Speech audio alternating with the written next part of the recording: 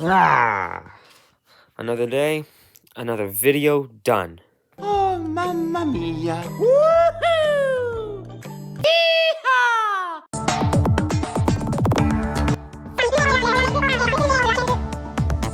Big Bird? From the hit show Sesame Street. What could you possibly want now?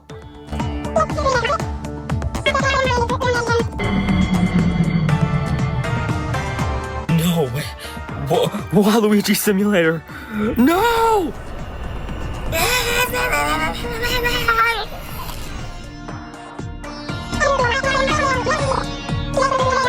Oh, mamma mia.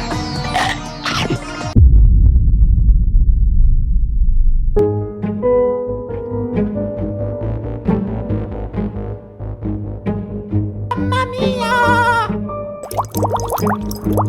Woohoo!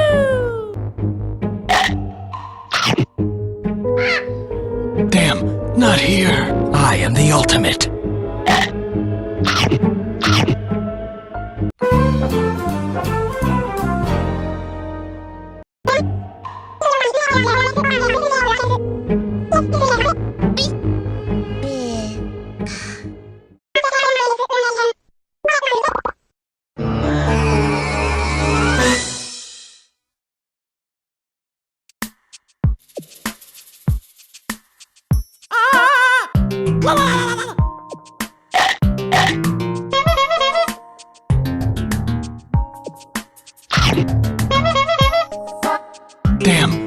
Damn. Char. Hey, what happened?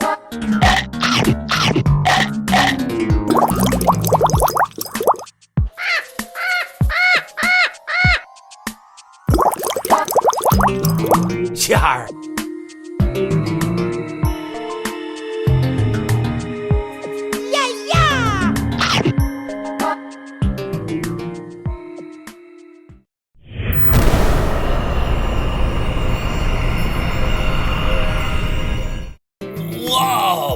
Whoa!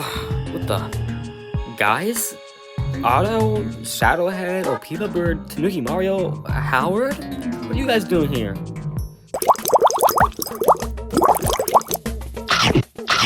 Wait, how did you... Oh, Rubik's World. You decided to use some ancient shovelware magic, didn't you? I like your thinking. I was kinda in some kind of Super Mario Land. Yeah. Hard to believe, right? I'll tell you everything about it. But before I tell you that story, I have to tell you this story.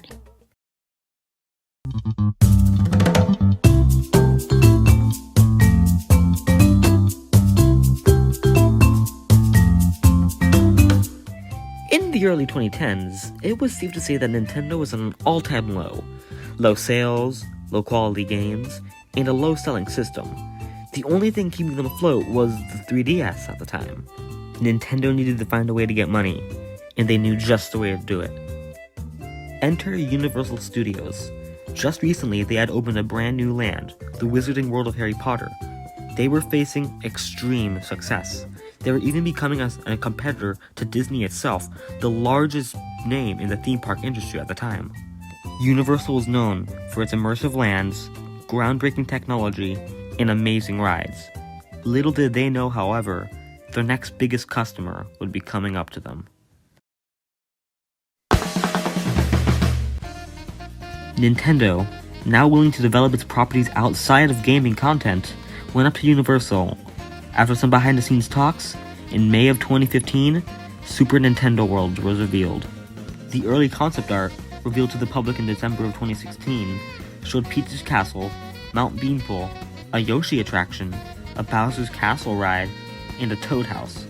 These concepts would end up being very accurate, as it seems the design for this land was thought of and set in stone for a long time. The land was originally going to open in 2020 in Japan, but was delayed to early 2021. The Japanese one has Mario Kart Bowser's Challenge, an interactive Mario Kart dark ride, Yoshi's Adventure, a slow-moving Omnimover type ride through Mount Beanpole, Kinopio or Toad's Cafe, which, I say, has food that is not all great. Not gonna elaborate on it any further. Gift shops, a warp pipe entrance, and a Peach's castle. It also has multiple interactive minigames, which I will touch on later. The second land that opened was in Hollywood in early 2023.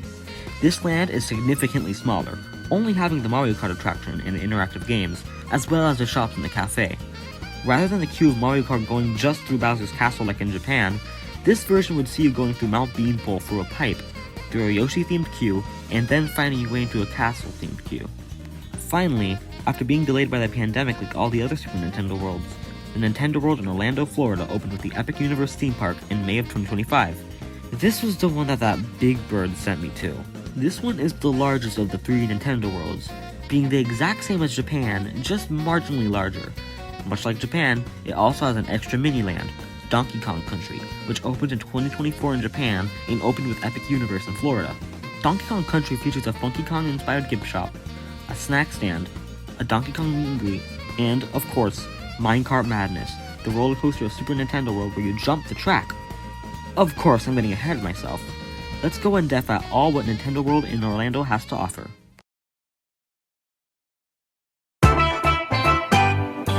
You enter Super Nintendo World via a warp pipe. This is an escalator into Peach's castle, which exits into the main land. Peach's castle itself is quite immersive, much like the entire land. It even has the paintings from Mario 64. As you exit into the main land, you'll be greeted with Mount Beanpole, the weenie of this land, which is basically theme park terms for a large thing that pulls you further into the land. Might I also say that there is a lot of 3D Land and 3D World inspiration from here. This is because the land was designed while those games were the newest in the series. Not that I'm complaining though. Those 2 are my favorite games in the series. On Mount Beanpole, there are multiple moving characters, like Goombas, Koopa Troopas, and even a Yoshi circling a tree. However, not all of them move all the time. This brings up my main concern with the land, which I will touch on later. At the base of Mount Beanpole sits a yellow warp pipe, which leads to Yoshi's Adventure. Step inside and you'll be greeted with a queue that is insanely accurate to the original Yoshi's Island games. There are egg boxes, smiling boxes, and those little star fellas. Of course, Yoshi eggs are there too. As you go further in, you're met with a screen of Toadette, which basically acts as a character who tells you the story. Captain Toad is searching for the golden egg. Find it with him. That's really it. You can tell Miyamoto had a hand in designing this park. As you wind upstairs, you're met with the loading station. It's a moving walkway that never stops. That's the point of an Omnimover ride. It's to have non-stop motion. Get on, get off. Think of the Haunted Mansion at Disney parks. You board a Yoshi ride vehicle, which comes in many colors, like red, blue, pink, and orange. As you move slowly through the Mushroom Kingdom, you get amazing views of Peach's castle, and the castle courtyard below. It especially looks stunning at night. That's this land's greatest aspect. Its immersion and theming, and just how beautiful it actually is. Videos don't do this land justice. Soon, you pass by a Conch-Door, yet another 3D World enemy. Genuinely surreal how Conch-Door of all characters got in, but no Wario Waluigi. But I'm not complaining. After escaping the Conch-Door, you see a colored egg. On your lap bar sits buttons that you can tap when you see these eggs. Tap them all and you'll get the golden egg. Soon, you'll enter into a pipe, which interestingly gives you a view of Starship Mario from Galaxy 2.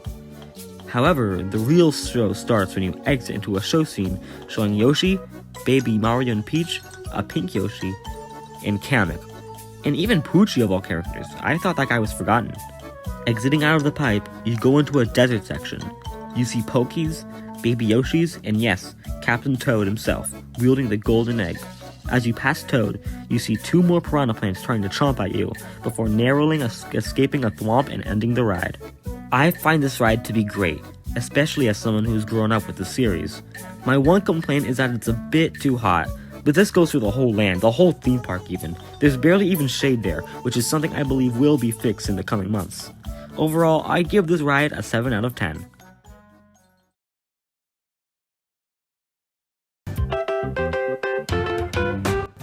Before we enter Bowser's castle, let's take a look in the gift shop. The gift shop, 1-Up Factory, has all your overpriced Mario needs. From a Mario shirt, to a Mario Kart popcorn bucket, to a Mario dildo if you're into that. These items really get you shitting yourself with pure bing bing wahoo joy.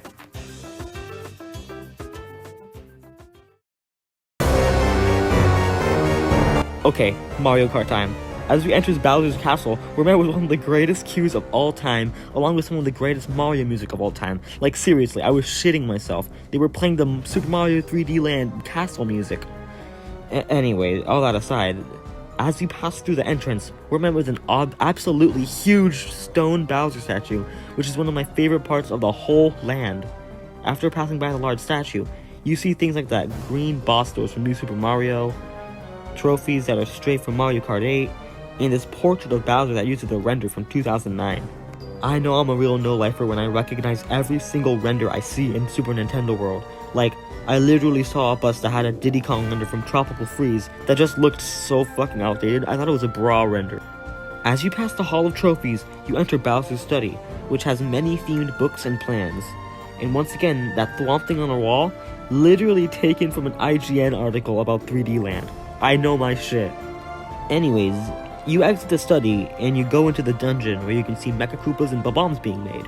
There are also full-sized bullet bills along with them. After that part, you grab your visors and go into a room which plays a tutorial on how to play the game.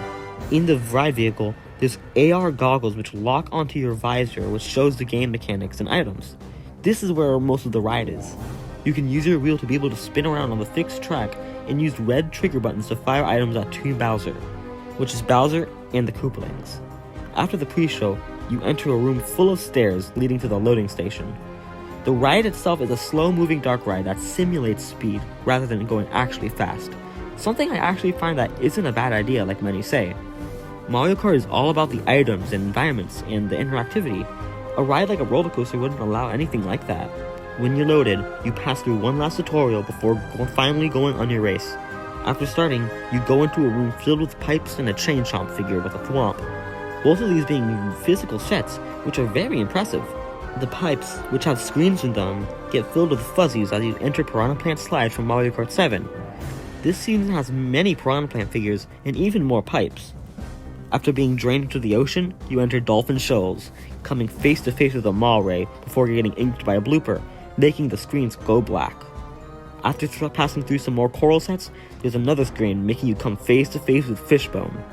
After a mini boss with him, you finally exit the water and into Twisted Mansion for Mario Kart 8. Here, you fight enemies like Booze, Kamek, and of course, King Boo himself. There's even a Pokey that's spot out by magic painting. After escaping the mansion, you go into Cloud Top Cruise from Mario Kart 8. Here, you have the wind blowing in your face as you race by Typhoos, another 3D World character. While in this scene, you even get shocked. Should have bagged or something and gotten a bullet bill, I guess. After that encounter, you fly to Grumble Volcano from Mario Kart Wii. There, you go up to a stunning Bowser airship set that's all physical, with Boom Boom and Pom Pom on it, if you're wearing the visor. 3D Land respect, right there. As we turn, we come face to face with the final battle, a huge Bowser rock monster. Sadly, this isn't a real animatronic, it's just a screen. After defeating it, you finally fly into Rainbow Road. This is where the AR technology looks the best. It is also the place where you feel like you're going the most fast. However, it's sadly lacking in physical sets, but that's excusable.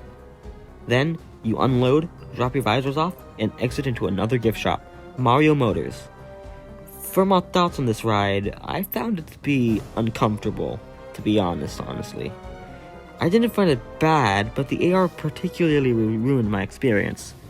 However, I most certainly know that it will shoot up to being a 5 out of 10 to an 8 out of 10 once I read it again without the AR. The physical sets are simply stunning. However, I do not think this is worth its usually 2-hour wait at all. I waited like 3 hours, 2 hours for this, and it's not worth it. At least the queue is air conditioned though. Before going to Donkey Kong Country, I must touch upon the power-up bands. If you buy one, you'll be able to interact with everything in the land. The bands also double as an amiibo. Here's mine. I chose Mario because I'm fucking awesome. You can do stuff like collect coins, break blocks, and its main gimmick, get keys to defeat Bowser Jr. I sadly wasn't able to do any of the games as I was too busy finding out how to get back before Howard got me to come back. But from what I know, once you collect 3 keys, you can get a really cute little boss battle with Bowser Jr., which is really a great touch. Finally, we enter the Donkey Kong Country Miniland. Here, you can use your power-up bands to collect Kong letters, play a Rambi minigame, and do a Golden Banana light game in the queue for the ride that we're about to talk about, Minecart Madness. Minecart Madness is a family coaster that uses the Boom Coaster system, a new system used exclusively for this ride. It has a fake track at the top, where you can see, but in reality, the train is held up by an arm connected to a real hidden track. This gives the illusion that it's jumping the track like in the games. The queue for this ride is not all as interesting as the other queues, like Yoshi and Mario Kart. Other than the aforementioned banana game, some kinda neat wall paintings, and an admittedly amazing Cranky Kong and Squawk animatronic, which is the highlight of this queue, there isn't really much to do. The story of this ride is that the Tiki Tak tribe is off to take the golden banana, and it's up for you to help DK and Diddy to stop them. You start with a turn, seeing a Dixie Kong animatronic, before going up a lift hill and blasting out of a barrel. You go into a small show scene and see a still figure of DK and Diddy in a minecart that comes out at you. After narrowly dodging it, you go straight before turning into another scene, filled with track jumps and a little figure of a mole enemy from Donkey Kong Country Returns, which is the game this ride is based off of. After seeing a figure of Professor Chops, you go down the final lift hill and speed down and see Tiki Tong, before finally going into a final scene with a Donkey Kong animatronic and a Diddy Kong one that's getting the golden banana. Overall, I found this ride to be the best in Super Nintendo World, with Yoshi's being second place and Mario Kart being the third. Overall, this land is clearly phenomenal. However, I just have one last concern that I said from earlier. Longevity. This land was cloned from Japan. It was made with Japan first and foremost in mind. This includes the weather conditions. Florida weather is brutal and unpredictable, and we already see things that are being sun damaged and not working, and this is only half a year into the land's life. How is this land gonna look in 5, 10, 20 years? Only time will tell, but I truly hope Universal has a plan for preserving this amazing land.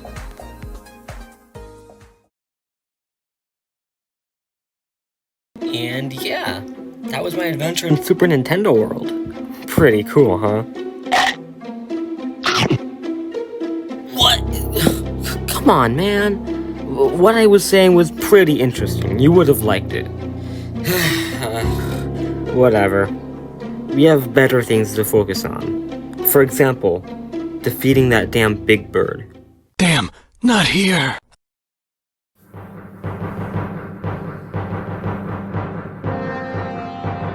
Fuck! He's already taken over the FNAF and Piggy stuff. What are we gonna do now? Alright, Otto. I'm counting on you guys. Good luck. These guys don't look too easy. Chaos control.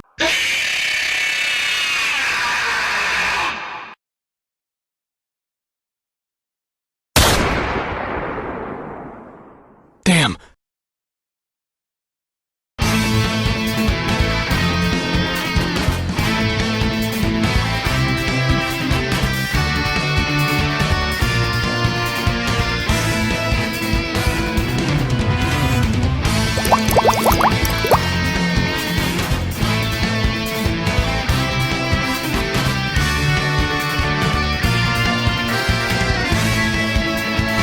Big Bird, hand back the collection, dude. This isn't cool. It's right down. What? Waluigi Simulator. You know what? No, I'm not afraid of Waluigi Simulator anymore. You know why? Because I have one more thing up my sleeve too. This. The Mario Band. The Power-Up Band. I got this from where you sent me. That's right, I have one. And now?